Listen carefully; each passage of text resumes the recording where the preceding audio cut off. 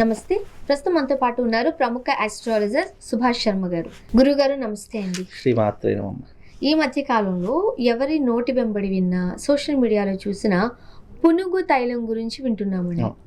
ఏంటి పునుగు తైలం అంటే? అది కూడా ఒక కైండ్ ఆఫ్ టైప్ ఆఫ్ ఆయిలా? పునుగు తైలము అనేటటువంటిది సుగంధ ద్రవ్యాలలో ఒకటైనటువంటి అద్భుతమైనటువంటి సుగంధ ద్రవ్యాల్లో పునుగు తైలము అనేటటువంటిది ఒక సుగంధ ద్రవ్యం. ఈ పునుగు తైలము అనేటటువంటిది మామూలుగా అడవిలో సంచరించేటటువంటి పునుగు పిల్లిలు అనేటటువంటివి ఉంటాయి. పునుగు పిల్లి అనేటటువంటి తన యొక్క శరీరం నుండి వెలువడేటటువంటి ఆ శ్వేతరంధ్రాల నుంచి వచ్చేటటువంటి ఏదైతే ఆ కెమికల్ ఉంటుందో, లేదు అని అంటే కనుక చెమట అనేటటువంటిది ఉంటుందో, బిందువులు, వాటినే పునుగు తైలము అని అంటూ ఉంటాము. ముఖ్యంగా ఇది ఏమిటి అని అంటే కనుక ఇవి అడవిలో సంచరించేటటువంటి జీవజాతుల్లో పునుగు పిల్లులు అనేటటువంటి ఒకటి. దానికి దురద వేసినా ఏమి వేసినా అది ఒక చెట్టుకు అనేటటువంటిది తన శరీరాన్ని రాకుతూ ఉంటుంది. అలా రాకినప్పుడు తన శ్వేతరంధ్రాల నుంచి వచ్చే చెమట ఆ చెట్టుకి అతుకుపోయి అది ఒక గమ్ములాగా తయారవుతూ ఉంటుంది. కొన్ని సందర్భాల్లో ఏమవుతుంది అంటే కొంతమంది పునుగు పిల్లులు సంచరించేటటువంటి ప్రదేశాల్లో గంధపు చెక్కలు నాటుతూ ఉంటారు.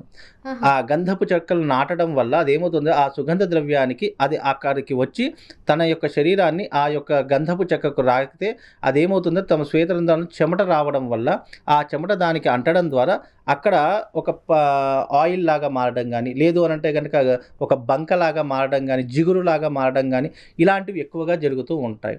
అసలు ఈ పునుగు పిల్లి యొక్క ప్రత్యేకమైనటువంటిది ఏమిటి అంటే కనుక దాన్ని ఎన్నో రకాలైన సుగంధ ద్రవ్యాలు కలిపి దాన్ని ఒక పునుగు తైలంగా దాన్ని తీర్చిదిద్దుతూ ఉంటారు. ఒక మెడిసిన్ లాగా పునుగు పిల్లి అంటే పునుగు తైలం అనేటటువంటిది ఆకర్షణీయమైనటువంటిది అని శాస్త్రము.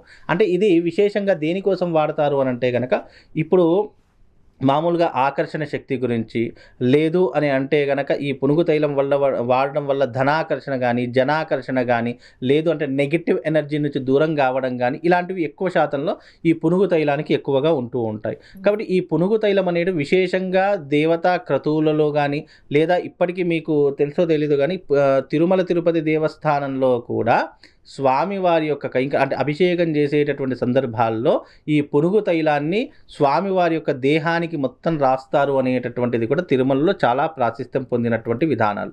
ఇది చాలా మట్టుకు తిలకంలా పెట్టుకుంటూ ఉంటారు. దీంట్లో అంటే పునుగు తైలం అనేటటువంటి అనేక సుగంధ ద్రవ్యాలు కలిపి అది ఒక తైలంలా మారుస్తూ ఉంటాము. ఆ తైలాల్లో కొన్ని సుగంధ ద్రవ్యాలు వేస్తే అది తిలకంలా మారుతూ ఉంటుంది. ఆ తిలకం గనక మనం ధరించడం వల్ల మనకు పాజిటివ్ ఎనర్జీ, అలాగే ధైర్యము, సాహసము, అలాగే మనకు ఉన్నటువంటి ఆర్థికపరమైనటువంటి ఇబ్బందులు కొంతవరకు తొలగిపోతాయి అనేటటువంటిది శాస్త్ర ప్రతీక. ముఖ్యంగా ఈ పునుగు తైలం అనేటటువంటిది ఆర్థిక ఇబ్బందులు తొలగిపోవడానికి, అలాగే పాజిటివ్ ఎనర్జీ గురించి, అలాగే మన యొక్క ఆరోగ్యం గురించి, అలాగే ఆకర్షణ గురించి, వశీకరణ గురించి ఎక్కువగా ఈ పునుగు తైలాన్ని వాడుతూ ఉంటారండి. ఓకే. అంటే తిరుమలలోని వెంకటేశ్వర స్వామికి కూడా దీన్ని వాడుతూ ఉంటారు అంటారు, నిజమేనా? వాస్తవం. నిజంగా అది అభిషేకం చేసేటటువంటి సందర్భాల్లో స్వామివారికి ఆ పునుగు తైలం పెట్టడం వల్ల ఆకర్షణీయమైనటువంటి శక్తి ఎక్కువగా ఉంటుంది. అంటే స్వామివారి యొక్క దివ్యమంగళ స్వరూపమే చాలా ప్రత్యేకమైనటువంటిది. ఆ పునుగు తైలాన్ని పెట్టడం వల్ల ఏమవుతుందంటే అది చలువ, చల్లదనము అనేటటువంటిది అక్కడ ప్రతీక. అలాగే స్వామివారికి ఇప్పటి నుంచే కాదు, అది పునుగు తైలం అనేటటువంటిది ఎన్నో వందల సంవత్సరాల నుంచే ఉంది. కానీ ఈ మధ్య కాలంలో సోషల్ మీడియా వచ్చింది. ఏదైనా కొత్త విషయం వస్తే సోషల్ మీడియాలో ట్రెండ్ అయిపోతూ ఉంటుంది. కాబట్టి పునుగు తైలం అనేటటువంటిది వాడడం వల్ల ఆకర్షణ శక్తి పెరుగుతుంది, జనాదరణ పెరుగుతుంది. అలాగే మనకు రావాల్సిన ఆపర్చునిటీస్ కానీ, ఇప్పటికీ కూడా మీకు తెలుసో తెలియదు కానీ సెలబ్రిటీస్ చాలా మంది పునుగు తైలాన్ని వాడతారు. ఎలా వాడతారు? అది నిజంగా చెప్పాలి అంటే అది పెట్టామనుకోండి మన శరీరంలో కలిసిపోతుంది. అది దాన్ని ఏమంటారు అంటే దానికి ప్రత్యేకమైనటువంటి కలర్ ఏమనేటువంటిది ఏమి ఉండదు. తైలం మామూలుగా ఆయిల్ ఇలా పెట్టామనుకో అది కనిపించదు, అది శరీరం అలా. అందుకే ఆ పునుగు తైలం అనేటటువంటిది ఒక సుగంధ ద్రవ్యంలా తయారు చేసి దాంట్లో అనేక రకాలైనటువంటి ద్రవ్యాలు వేస్తారు. కుంకుమ పువ్వు వేస్తారు, అలాగే దాంట్లో కుంకుమ పువ్వుతో పాటు ఈ యొక్క పునుగు తైలం వేస్తూ ఉంటారు, అలాగే జవ్వాదు వేస్తూ ఉంటారు. ఇలా కొన్ని ప్రత్యేకమైనటువంటి మూలికలతో ఆ యొక్క పునుగు తైలం తయారు చేస్తే అది తిలకంలా ధరించడం వల్ల మనకు ఎన్నో రకాలైనటువంటి శుభాలు చేకూరుతాయి అనేటటువంటిది ఆ పునుగు తైలం యొక్క ప్రత్యేకత అండి. అంటే ఎవరైనా వాడచ్చా? ఎవరైనా వాడొచ్చు. దీనికి చిన్న పెద్ద ముసలి అనేటటువంటిది ఏమీ లేదు. నీకు జనాకర్షణ, ధనాకర్షణ, అలాగే నీ యొక్క పాజిటివ్నెస్ పెంచుకోవడానికి, నువ్వు 10 మందిలో ప్రత్యేకంగా కనిపించడానికి, లేదా జీవితంలో ఉన్నత స్థాయికి వెళ్ళడానికి ఈ పునుగు తైలం నీ జీవితంలో చాలా ప్రత్యేకంగా ఎవరైతే పునుగు తైలం ధరిస్తారో వాళ్ళకి నెగటివ్ ఎనర్జీ అనేటటువంటిది అంటదు. బికాజ్ ఇప్పుడు మామూలుగా ఎవరైనా రోడ్డు మీదకి వెళ్ళినా, లేదా ప్రత్యేకంగా ఎవరైనా చూసినా, మన దృష్టి వాళ్ళ మీద పడడం వల్ల నెగిటివ్ ఆర్ పాజిటివ్ ఏదో ఒక దృష్టికోణం అయితే పడుతుంది. అలా పడ్డప్పుడు నెగిటివ్ గనక పడితే ఆ నెగిటివ్ కోణం అనేటటువంటిది ఆ మనిషికి తగలకుండా ఆ పునుగు తైలం అనేటటువంటి ప్రొటెక్ట్గా ఉంటుంది. అందుకే ప్రొటెక్ట్ కోసము ఆ పునుగు తైలం చాలామంది పెట్టుకుంటారు. తిరుమల తిరుపతి దేవస్థానంలో ఏంటి అంటే కనుక పునుగు తైలం పెట్టడం వల్ల స్వామివారి యొక్క దేహము మెరుస్తూ కనిపిస్తూ ఉంటుంది. ఇప్పటికీ కూడా మీరు స్వామివారి దేహాన్ని చూస్తే కనుక, ఎందుకంటే పూలతో కప్పేసి ఉంటుంది కాబట్టి మనకు అంతగా కనిపించదు, కానీ దగ్గర నుంచి చూస్తే స్వామివారి యొక్క దేహము అంటే ఒక ఎలా ఉంటుంది అంటే కనుక ఒక అద్దము మరొక దాని మీద పెడితే రిఫ్లెక్ట్ అయితే కనుక ఎలా అయితే మెరుస్తూ ఉంటుందో అలా స్వామివారి యొక్క దేహం మెరుస్తూ ఉంటుంది. అందుకే పునుగు తైలం చాలా ప్రత్యేకమైనటువంటిది. ఇది ఒక స్వామివారికే కాదు, అనేక పుణ్యక్షేత్రాల్లో, అనేకమైనటువంటి దేవస్థానాల్లో ఈ పునుగు తైలాన్ని ఇప్పటికీ కూడా ఉపయోగిస్తూ ఉన్నారు. కాబట్టి అంత విశేషమైనటువంటిది ఈ పునుగు తైలం. ఇది వాడడం వల్ల మనకు చాలా మటుకు మేలు జరుగుతుంది, మంచి జరుగుతుంది అనేటటువంటి విశ్వాసంతో ఇది చాలా మంది ఉపయోగిస్తూ ఉంటారు. మన ఇంట్లో వాడొచ్చేదాన్ని మన ఇంటికి తెచ్చుకోవచ్చు, బ్రహ్మాండంగా తెచ్చుకోవచ్చు. ఇప్పటికీ కూడా చాలా మంది ఆర్డర్ చేసుకుంటారు, చాలా మంది పెట్టుకుంటూ ఉంటారు.